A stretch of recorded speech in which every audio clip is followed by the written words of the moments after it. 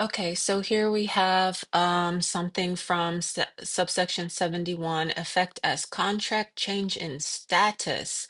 So I want you to really pay attention to the words being used in this little paper here. Again, this is something that I've saved on my computer that I don't have the reference for it, but you're welcome to just Google search any of these sentences and you'll probably come up with something. So it says, the act of enlisting in the National Guard is a contract for services during the period of enlistment. Earlier today, I showed you two contracts. One, a commission for officers, and two, enlistment contracts. So if you enlist into the military, you have to do so by contract. That makes you a member of the military. And I've also explained to you how in Article 1 of the federal Constitution, it says the Congress shall be composed of members.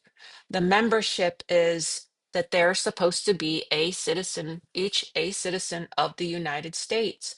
They're supposed to be being of the United States or a Congress of the United States, supposed to have so many years of service to the United States as a member of the military, either in the House of Representatives, I think it's a commissioned officer or non-commissioned officer, and a senator, a commissioned officer. The numbers all work out. So I can go over the numbers with you again um, in another video. By enlistment, the citizen who was a free citizen now becomes a soldier. He becomes a citizen of the United States.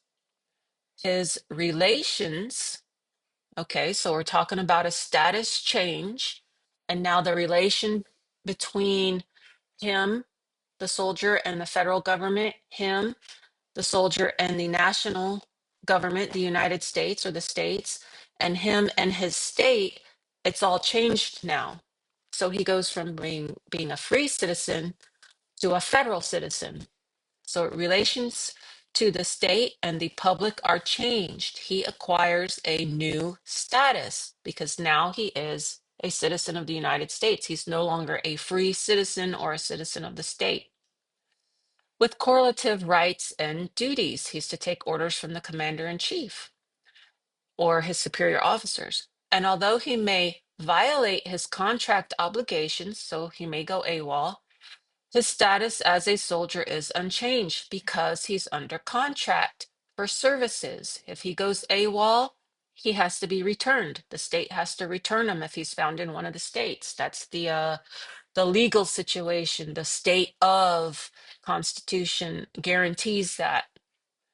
Thus, each person enlisting in the National Guard or any military service, it's the same, must sign an enlistment contract and subscribe to a prescribed oath. The first oath that I've been able to find says that the national military, anybody joining the national military, has to swear loyalty to the United States of America, but is in service to the United States. Enlistment in the organized state militia in times of peace is probably nothing more than an ordinary contract and does not affect a change of status. Okay, I think I've gone through this before. Your status changes when you are in actual service to the United States if you're in a state militia. So if you're in a state militia and you're called by the United States into actual service, your status then changes from a militiaman or a citizen of the state to a citizen of the United States.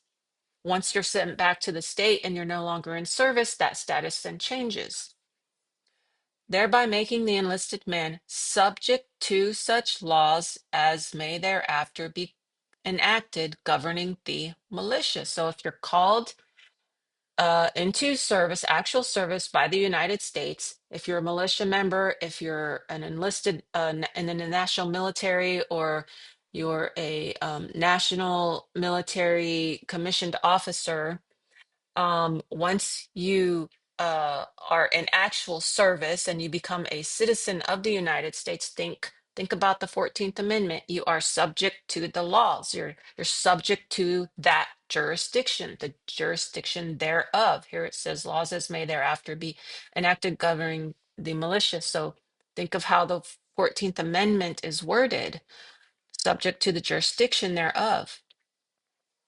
And the state has no power by the repeal of the law under which it was entered into, which is the measure of the rights and obligations of the parties thereto, and the substitution of another law in its stead, to impose upon the other contracting party more onerous conditions and obligations than those to which he has given his assent. So I think basically this is saying that the state, once the militia member is in service to the United States, or once a national military person is enlisted, they have a contract, and then the state cannot then go back and make another contract bringing that militia person back into the state or changing the laws or anything like that. It's a contract. It's basically in stone. It can't be changed. And so I think that's what they're saying.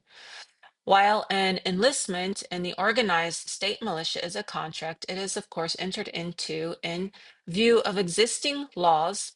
So it's kind of like a marriage, except for uh, marriage laws can be changed during the marriage, where it's saying here that a military contract can't be changed by anyone, not anyone of the state. They can't make it more stringent or less stringent, or bring them back or anything. Once the contract's made, it's made, which must necessarily be considered as part thereof. Therefore, if the law so provides, the enlistment may be terminated at the will of the state. Okay, so it's saying that the enlistment may be terminated at the will of the state. So it looks like they're saying that the state can terminate the contract. The fact that a person has previously enlisted in another service does not render his enlistment in the National Guard void, and he is required to perform his military duties until released therefrom by lawful discharge. And if an emergency is declared by Congress, the president may, by proclamation, extend the enlistment in the National Guard for a period of time after the termination of the emergency. Okay, so it looks like it's saying that the contract can be changed for certain purposes, but not when there's an emergency, and the president by proclamation extends enlistment in the National Guard of the people of the militia. So in that case, it does seem like it's sort of like a marriage where the laws governing the contract can be changed during the contract, but contingent upon certain things, like it can't be done if there's a state of emergency, but maybe it can be done for other purposes.